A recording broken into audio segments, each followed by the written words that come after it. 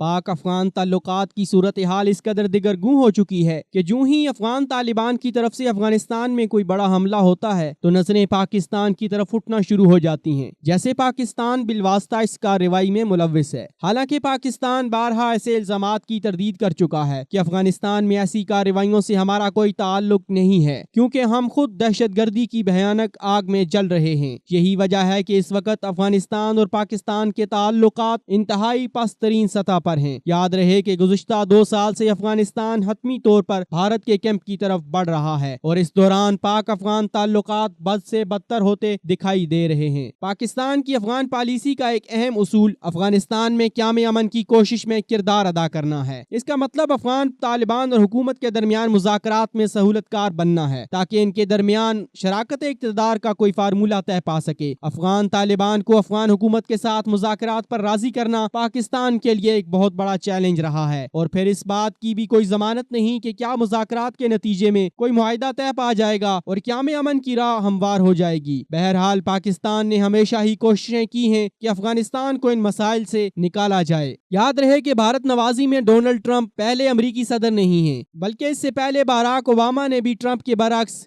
دھیمے دھیمے لہجے میں یہی پالیسی اپنائی ہوئی تھی۔ افغان مسئلے کا فوجی حل تلاش کرنے اور اس میں بھارت کو شامل ہونے کی دعوت دینا پاکستان کے لیے انتہائی خطرناک ثابت ہو رہا ہے۔ یہی وجہ ہے کہ بھارت کا افغانستان میں ایک اہم ہدف وہاں پاکستانی اثر کو توڑنا اور اس بات کو یقینی بنانا ہے کہ افغانستان کی سرزمین بھارت کو عدم استحکام سے دوچار کرنے کے لیے استعمال نہ کی جائے، تو دوسری طرف وہاں بھارت کی بڑھتی ہوئی موجودگی پاکستان کو عدم استحکام سے دوچار کرنے کا باعث بنتی ہے۔ اسی طرح بلوچستان سے گرفتار کیے جانے والے بھارتی جاسوس کلبھوشن یادیو اور جماعت الاحرار کے کمانڈر اور ترجمان احسان اللہ احسان کے اپنے گروہ سے انحراف کے بعد دیے گئے بیانات بھارتی کردار پر روشنی ڈالتے ہیں کہ وہ کس طرح بلوچ علیحدگی پسندوں اور ملک میں دہشت گردی کے ذریعے پاکستان کے لیے مشکلات پیدا کر رہا ہے۔ اگر بھارت کو افغانستان میں وسیع تر کردار مل جاتا ہے تو اس جنگ زدہ علاقے میں پراکسی جنگوں میں شدت اور اس کے نتیجے میں پاکستان اور بھارت کے تعلقات میں مزید تناؤ اور پیچیدگی آ جائے گی۔ در حقیقت ٹرمپ بھارت کو افغانستان میں بڑا کردار ادا کرنے کی دعوت دے کر ایک سے زیادہ مقاصد حاصل کرنے کی کوشش کر رہا ہے۔ وہ اپنے اس علاقائی شراکت دار کو افغانستان میں استحکام لانے کی ذمہ داری سونپنا اور ایسا کرتے ہوئے پاکستان کو دباؤ میں لانا چاہتا ہے تاکہ پاکستان اس کی منشا کے مطابق چلے۔ یاد رہے کہ قلیل المدت اہداف کے حصول کے لیے امریکی پالیسی کا افغانستان کی پیچیدہ صورتحال کو دیکھتے ہوئے کامیاب ہونا انتہائی مشکل دکھائی دیتا ہے۔ طویل المدت پالیسی کے نتیجے میں نہ تو امریکی افغان جنگ جیت سکیں گے اور نہ ہی افغانستان کو استحکام نصیب ہوگا، بلکہ اس کی وجہ سے یہ خطہ مزید عدم استحکام سے دوچار ہوگا، جس میں حریف ایٹمی طاقتیں پاکستان اور بھارت کے درمیان کشیدگی میں مزید اضافہ ہو جائے گا، جو خطے کے لیے انتہائی نقصان دہ ہے۔